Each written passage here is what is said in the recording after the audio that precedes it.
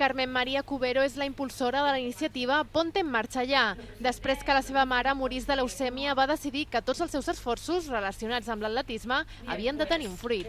Donar una mica més de sentit als meus quilòmetres i vaig agafar una samarreta qualsevol, la vaig estampar i amb el logo de la fundació vaig córrer una cursa i pretenia això, doncs, demanar a la gent, que apostés que jo aconseguís el meu repte, que era baixar la meva marca personal.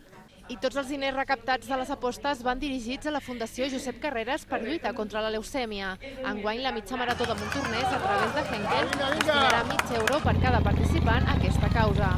Perquè tothom es conscienciï, tothom coneixi la lluita contra aquesta malaltia que és la leucèmia, que pot afectar a qualsevol, està molt present a la nostra societat, està destinada sobretot a gent que corre, perquè sàpiga que gràcies a la seva afició per córrer pot ajudar, i està destinada a donar a conèixer la seva iniciativa i les accions que fan. Una mitja marató de Montornès, Montmeló, Vilanova, la Roca, que ja escalfa motors. La gran cita arribarà el 3 d'abril. Les inscripcions encara estan obertes. El Movimiento Piu instal·larà un fotocall i per cada fotografia que es faci es destinarà 1 quilo d'aliments a Càritas. I un dia abans, el 2 d'abril, es farà una nova edició de la Mini Solidària. La recaptació d'enguany es destinarà a la Creu Roja de Granollers.